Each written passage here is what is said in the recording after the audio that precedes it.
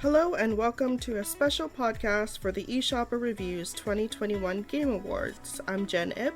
And I'm Jake McNeil. And this week we'll be revealing the finalists and winners for awards in various categories. Today, for day 2 of the awards, we will be looking at technical awards for games on the Nintendo Switch in 2021. So, first awards is Best Music.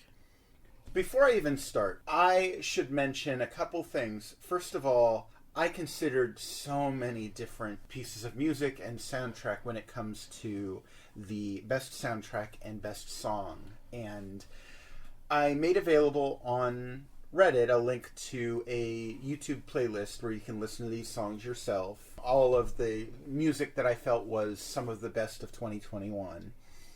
For best soundtrack, for best music overall, I actually went back and forth multiple times, and at different times I had no less than 3 or even 4 potential winners in this category. So it was a real close thing. There were a lot of good choices, and even some really good soundtracks that I was certain would make it to the finalists and ended up dropping off just the edge of the 5 finalists beyond the winner.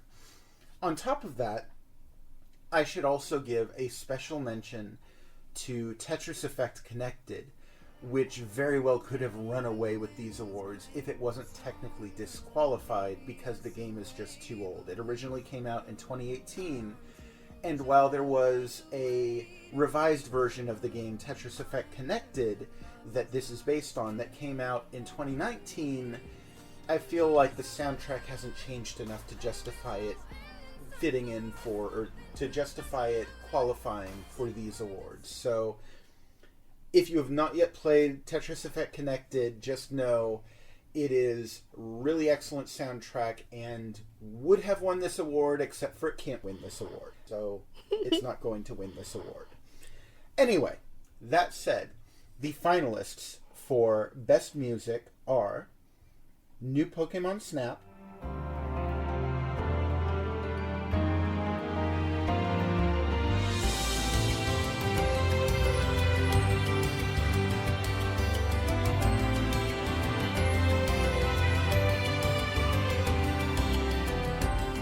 Mythic Ocean,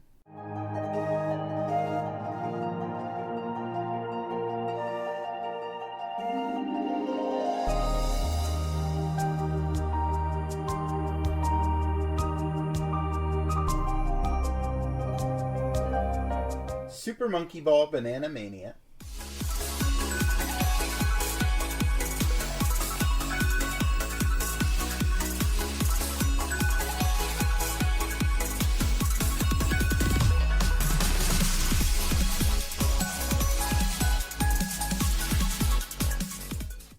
Axiom Verge 2,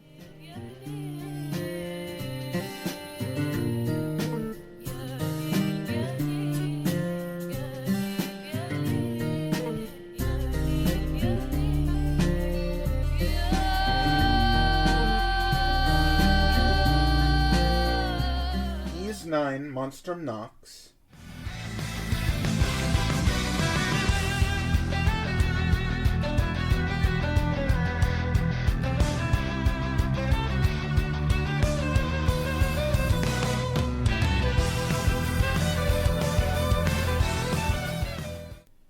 and the winner for Best Music is Everhood.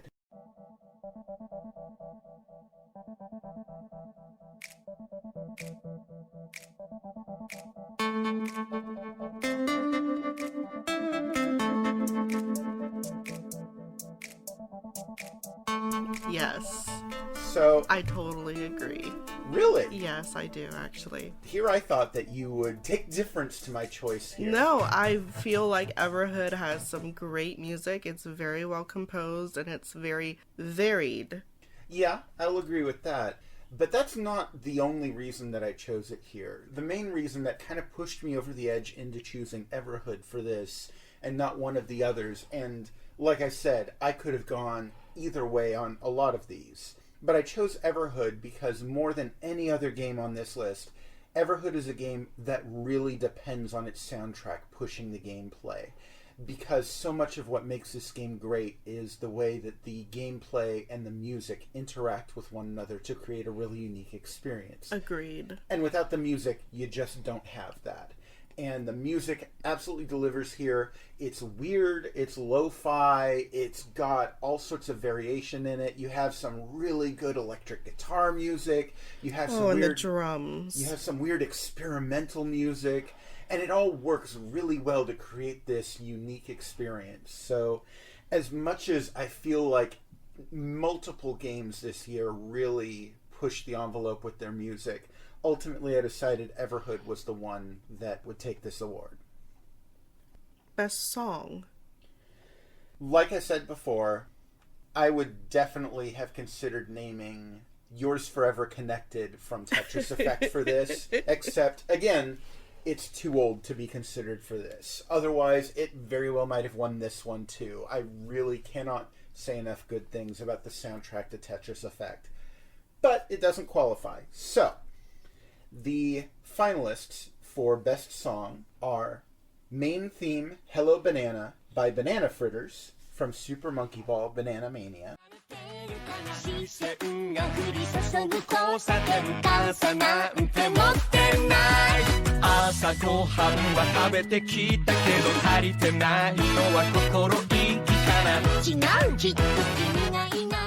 Skipping Along the Cobblestones by Asami Mitake from Atelier Ryza 2, Lost Legends and the Secret Fairy.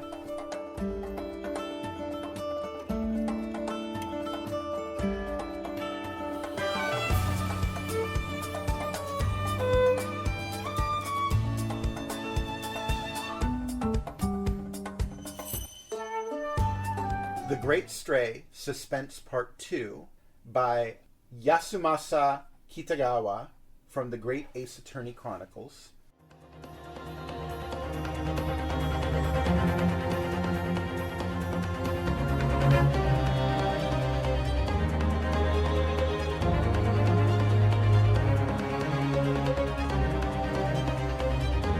Bowser's Fury Theme by Daisuke Matsuoka and James Phillipson from Super Mario 3D World plus Bowser's Fury.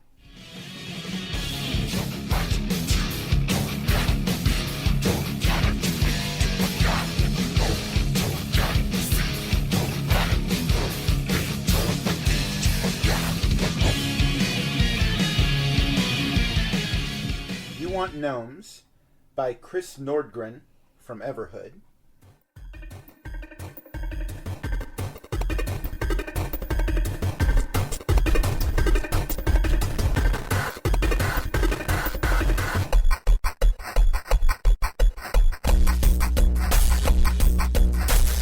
And the winner for Best Song goes to Take My Hand by Anna Kirkin from Golf Club Wasteland. I know we won't get lost. Oh no, way home. Take my hand, don't let go. Not surprised. I ended up choosing this song, number one, because it really grabbed me from the moment you hear it in the game. But more than that, I feel like the entire tone of the game shifts on this one song. It changes this from being more than just a silly little farce to an actual tragedy. You're going into this silly situation where you're golfing in ruins, and it actually gets you to consider these are the ruins of humanity. Everything has been left in shambles. What brought us to this point? There are lyrics in this song that really resonate with the themes of the game, and again, change it to make it something more of a tragedy. One in particular, all I know is that we shouldn't be sad when we look at the road ahead, and to me it just sounds like someone trying to convince themselves against all evidence to the contrary. Again, just really great writing for the lyrics. And the funny thing is this is a song that actually predates the game by a few years, but this is a new mix, so it's a new version of this song, and again, really kind of changes the tone of the whole thing. The original version of this song actually has a lot more warmth and it's more acoustic, but I feel like this mix of this song... It's eerie. Yes, and that's what makes it work really well, I feel. Mm-hmm. Next up is Best Sound Design. Best Sound Design was kind of a difficult one for me this year, not because there were too many good choices, but because there wasn't any game that really just leapt up and hit me over the head with its really great sound design. I had to kind of stop and think for a moment about some of the more subtle bits of sound design. The finalists for this category are Golf Club Wasteland, Promisa, Knockout City, Overboard, Boomerang X, and the winner for Best Sound Design is A Monster's Expedition.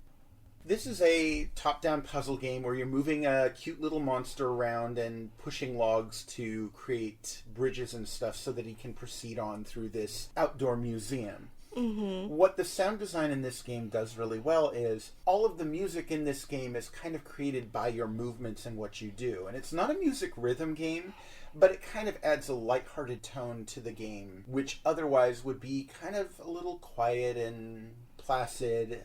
It helps to accentuate the humor in this game. It is a funny game. It has funny little commentaries on the silly things that humans do because it's a museum of mostly little human artifacts that the monsters are trying to figure out what the heck even is this. Mm-hmm.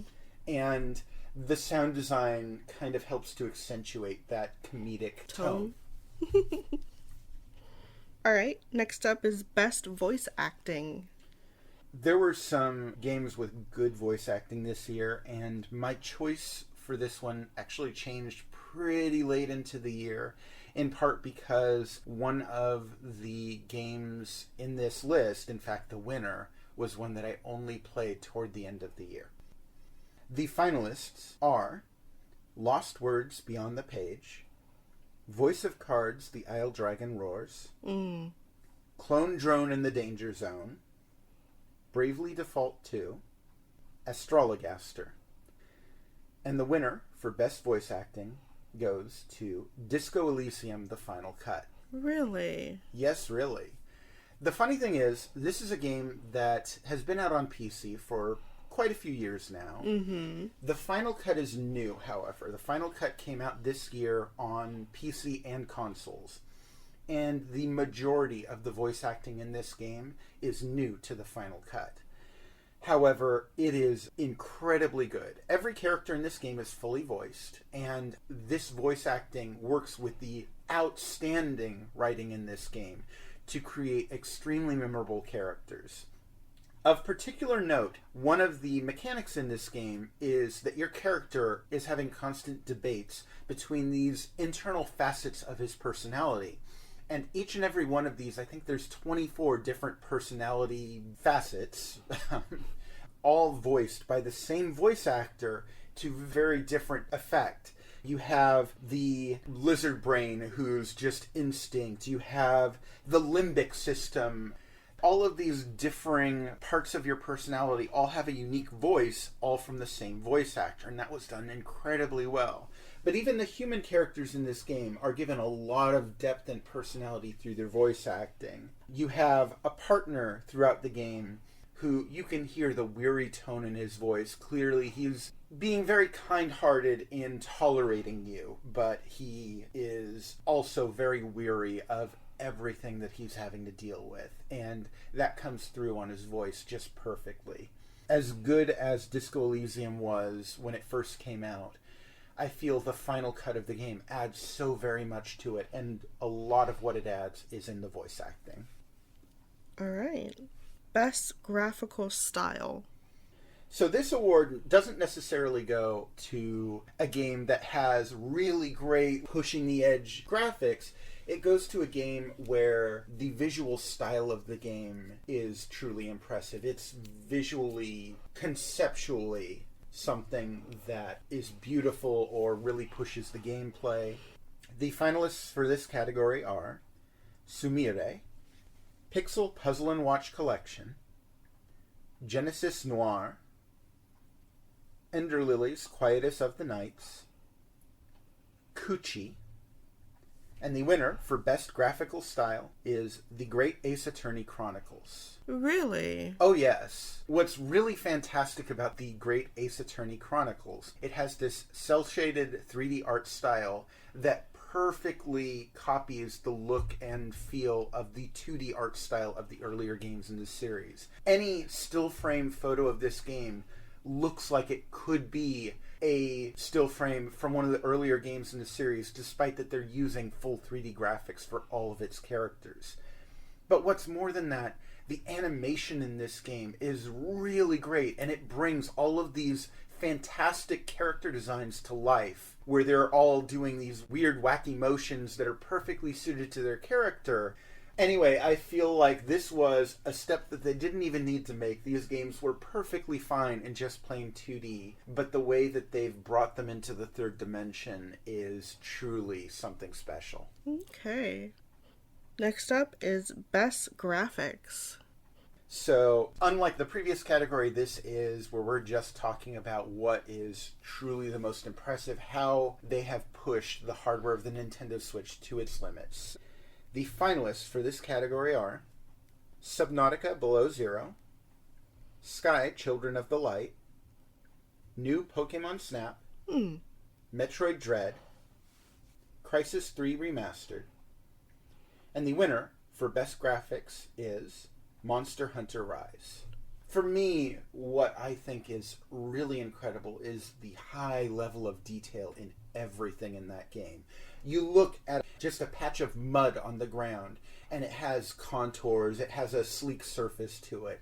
You're walking around in the town in that game, and everything has so much detail. You know, you have these cherry trees that are dropping leaves, you have characters with great animations, and there are little subtle animations that you don't even fully realize what they're doing until you actually stop to look at it. And this is something that a lot of players might not even do. Like the Palicos, when they're drumming, they actually drum to the beat of the music that's playing. Another thing is in The Gathering Hub? Yeah. You have this large man kind of sitting on a monster while he writes out assignments. And at one point in his animations, he'll toss them over to another character. And if you're actually watching, she'll reach up into the air, snatch them out of the air, and start writing on them. Mm-hmm. And then going over to the actual gameplay in the game, you have stuff like the various animations of the monsters you're fighting while you're fighting them. And I'm sure that long-running Monster Hunter fans are used to this kind of thing by now. But even so, it's something that deserves recognition. Every single monster in the game has loads of personality that makes them their own unique thing. They all have their unique actions. And all of this within this detailed environment, this lush environment. You have just everything in this game looks great. Fair enough. Next, we have Best Story. The finalists for this award are Umurangi Generation, Overboard, Golf Club Wasteland, Astrologaster, Lacuna, and the winner for Best Story goes to Disco Elysium, the final cut. Oh, I'm not surprised you chose this. Yeah, if you know anything about Disco Elysium, it is an amazing, incredibly well-written game. The characters are fantastic, both the internal characters and the external characters. Everyone has so much wit and thoughtfulness to them. There's such a high-mindedness about everything, despite the fact that often what's being described is the dregs of society. Your character wakes up after basically having drunken himself into amnesia, and everyone around you cannot help but hide their disgust with you. Oof. Even your partner, who is, again, clearly a very understanding person, is also quietly judging you, and this comes through on the writing. And your own character, his various different personality facets, are describing everything in this great, beautiful detail that's also oozing with personality. I mean, the very first thing that happens in this game is your various different personality elements are arguing over whether you should even bother getting up because your life is just a total wreck. It's really well thought out, extremely well written. I have no qualms with giving this game Best Story. So this award is new for 2021. Yes. It is Best New Character. I feel like good characters in video games need to be recognized for what they contribute to the game. This is more than just the story being good. This is also one specific character really becoming a memorable part of that game. The finalists for this award are Cerberus from Disgaea 6 Defiance of Destiny, Turnip Boy from Turnip Boy Commits Tax Evasion, Elvis Leslie from Bravely Default 2, Herlock Sholmes from The Great Ace Attorney Chronicles, Kim Kitsuragi from Disco Elysium The Final Cut, and the winner for Best New Character goes to Simon Foreman from Astrologaster. Oh, that's we talked great. about this character a little bit yesterday, but again, to refresh people who maybe missed out on that, this character is kind of this quack would-be doctor / counselor. Yeah, who is solving his patient's problems by reading the stars.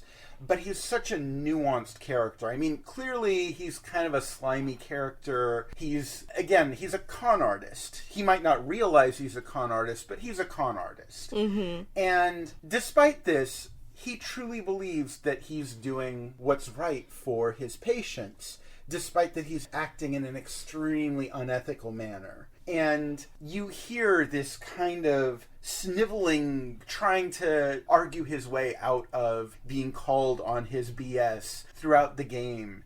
He's such a shady, kind of cowardly character. And yet, despite all of this deep and wonderful characterization makes it hard not to like him.